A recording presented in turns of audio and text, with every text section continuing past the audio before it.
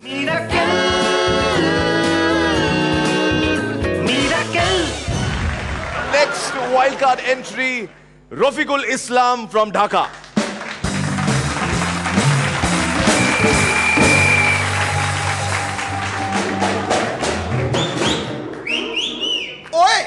আসসালামু আলাইকুম। ঢাকার মিরপুর স্টেডিয়াম থেকে মহিলা ফুটবল টুর্নামেন্টের ফাইনাল খেলায় আপনাদের সবাইকে আমন্ত্রণ জানাচ্ছি। আমি রফিক।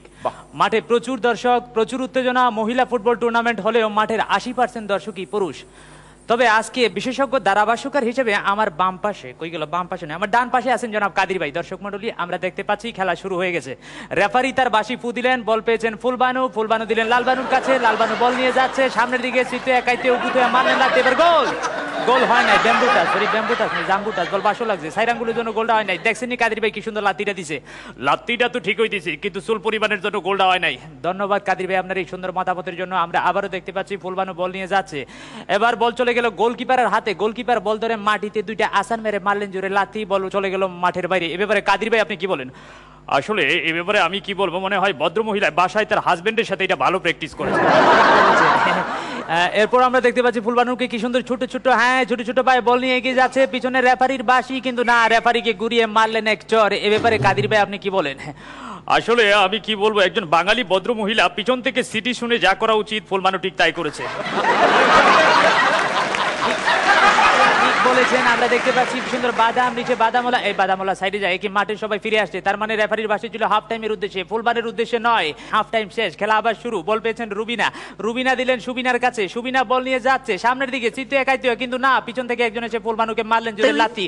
ফুলবানু 3টা ডিগবাজি খেয়ে মাটিতে পড়ে গেলেন, মাথার চুল আলু তালু। সব দর্শক কাত হয়ে দেখছে, কিন্তু না, কিছুই দেখতে পেলেন না। ততক্ষণে তিনি সোজা হয়ে দাঁড়িয়ে পড়েছেন। দর্শক মণ্ডলী, আমরা এবার আবারও দেখতে পাচ্ছি, হ্যাঁ এবারে ফাউল এবং ফ্রি কিক। ফ্রি কিক নিতে আমরা দেখতে পাচ্ছি 11 জন মহিলাই চলে এসছে। এ ব্যাপারে কাদির ভাই আপনি কি বলেন? এ থেকে প্রমাণিত হয় মেয়েরা ফ্রি পেলে কোনো কিছুই ছাড়ে না। ঠিক বলেছেন, মেয়েরা ফ্রি পেলে কোনো কিছুই ছাড়ে না। এবারে আমরা দেখতে পাচ্ছি ফ্রি কিক এবং গোল। দর্শক মণ্ডলী, গোল হয়ে গেল। এবারে খেলা শেষ। আমরা এবার কথা বলবো মহিলা ফুটবলের রেফারির সঙ্গে। আচ্ছা রেফারি ভাই, আপনি কিভাবে এই মেয়েদের পিছনে এত সুন্দর করে ছুটেন? দেখেন, মেয়েদের পিছনে ছুটতে গিয়ে আমি ছোটবেলা থেকে অনেক কষ্ট করেছি, ধরা পড়েছি, মার খেয়েছি এবং জীবনে সফল হয়েছি। ধন্যবাদ।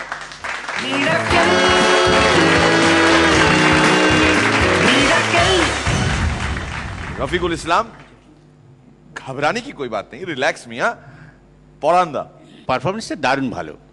এত দ্রুত এইভাবে, এটা কিন্তু আলাদা একটা গুণ, সেই গুণটা তোমার আছে।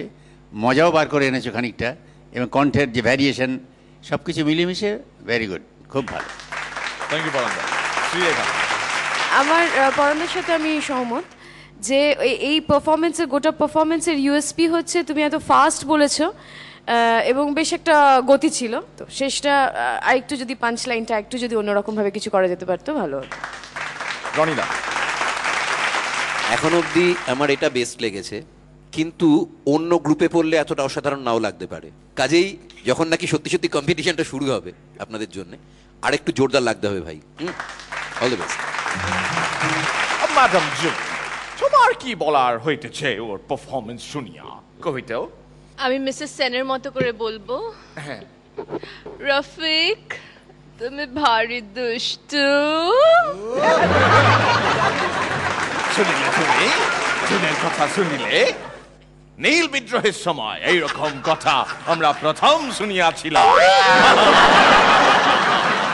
যাও যাও, ঢাকা দাও নিজের মুখে, যাও।